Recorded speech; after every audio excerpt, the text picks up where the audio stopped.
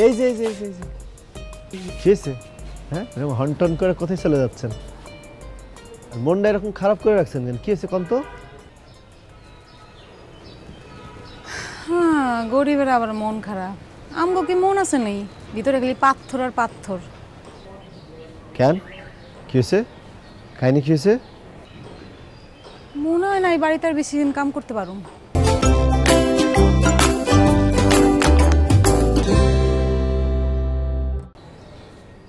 হয়েছেটা কি আমার খুলে কত? এই বাড়ির যে বেটি, হ্যাঁ, এই বেটি তো আমার সহ্যই করতে পারে না। কেন কি করছে সে?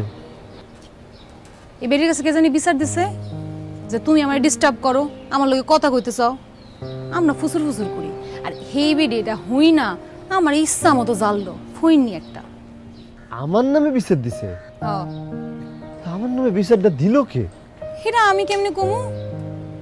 তবে মনে হয় না এমনি চললে বেশি দিন এখানে কাম করতে পারো। হইব না, বাদ। শোনো, তুমি কি করছো কত? তোমার যদি এই জায়গায় চাকরি না থাকে, আমার কি চাকরি থাকবে এখানে? হ্যাঁ, তোর চাকরি নেবে না তো আমার চাকরি নট। আচ্ছা শোনো, এখন থেকে তোমাকে আমি আর যখন তখন ডাকবো না, ঠিক আছে? যখন তখন না ডাকলে তো আর সমস্যা নাই, বেটি তো আর কিছু করতে পারবে না, তাই না? এখন একটু মনটা ভালো করো। আর শোনো, তোমার জন্য এই যে একটা জিনিস কিনছি, এটা খাও। কয়েকদিন আগে কিনছিলাম, দিবু দিবু করে ভুলে গেছি। শুনছি এটা খাইলে নাকি মন এমনি ভালো হয়ে যায়। আচ্ছা আমি যাই, নাহলে দেরি করে আনার লিগে আবার আমরা যাবো। চিন্তা করো না।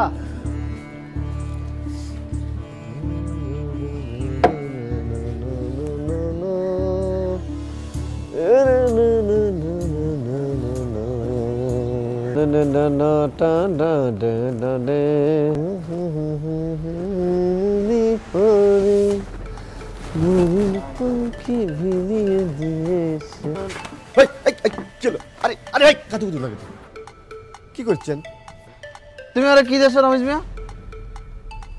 আমি কারে কি দিনু সেটা আপনার কল লাগবে। এটা বলতে হইবে না, আমি বাসার ভবিষ্যৎ একজন বাড়িওয়ালা, তুমি জানো না? আর শোনো রমেশ মিয়া, তোমার একটা কথা বলি, আমি বাসার একজন রেসপেক্টেড ভাড়াটিয়া। তোমরা বাসার মধ্যে বসিয়া কি গুসুর ফুসুর মুসুর মুসুর করো, আর সব কিন্তু পাপ্পুবের চোখের মধ্যে থাকে। পাপ্পুবে কিন্তু চোখের বাইরে কোনো কিছু যায় না। ভালোই যাও, ভালো হইতে পয়সা লাগে না। আমি ভালো হবো না? কি করবেন করেন তো, জানতো? কি করবেন মানে? আমি বাড়িওয়ালার দ্বারা বিচার দেবো, তোমার চাকরি কিন্তু একালে নট হয়ে যাবে। দেন বাইরে ভাই, আপনি দুইটা হাত ধরি দেন, আপনি বাড়িওয়ালার কাছে গিয়ে বিচার দেন আমার নামে, ঠিক আছে? আপনি যখনই বিচার দেন আমার নামে, তখনই আমার একটা করে উপকার হয়। এর আগে বিচার দিচ্ছেন, তখন আমার চাকরি কনফার্ম হয়ে গেছে। এবার বিচার দিলে আমি শিওর যে আমার 2-4 টাকা হলো বেতনটা বৃদ্ধি পাবে ভাই। আপনাকে যান ভাই, এখনই যান।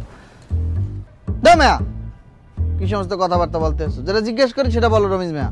এমনও তো হইতে পারে যে বাসার কারো টাকা পয়সা তুমি চুরি করিয়া তাকে তুমি দিয়ে দেছো, দিতে পারো না? দিতেই পারো। বাসার একজন ভবিষ্যৎ মালিক হিসেবে এটা দেখে রাখা তো আমার দায়িত্ব। আমি একটা ব্যাপার বুঝতে পারতেছি না, হ্যাঁ, যে এই বাড়ির দারোয়ান কি ভাই আপনি না আমি, বলেন তো? হ্যাঁ, আমার দারোয়ানের মতো লাগে নাই মিয়া। না না, আমার কথাটা শেষ করতে দেন। এই বাড়ির দারোয়ান আমি, তাহলে তো দায়িত্বটা তো আমার, যে কে এদিক দিয়ে ঢুকলো, কে বেরোলো, কে উপরে তাকালো, কে নিচে তাকালো, সেসব দেখার দায়িত্ব কি আমার না? আর যদি আপনি মনে করেন যে আপনি দারোয়ান, তাহলে ঠিক আছে, আমি চাকরি ছেড়ে দেই, আমি চলে যাবো কালকে এখান থেকে, নওগাঁয় চলে যাবো, আমি আর আসবো না এখানে, চাকরি করবো না, এই জামা কাপড় খুলে যাবো, এটা আপনি পরে আপনি এখানে দাঁড়ায় থাকবেন। শোনো রমেশ মিয়া, তোমার একটা কথা বললে দিই, যেটা জিজ্ঞেস করছি তুমি সেটা আমার ঠিক মতো উত্তর দাও। তুমি ওকে কি দেছো আমাকে ঠিক মতো বলো, কি দেছো তুমি ওরে? বুঝামু কি দিয়ে রে বাবা? এই সমস্ত আকাম কুম করো, হেই লেগে আবার আমার দাও চকলেট ঘুষ। ঘুষ দিব কেন? আমি তার এটাই দিছি।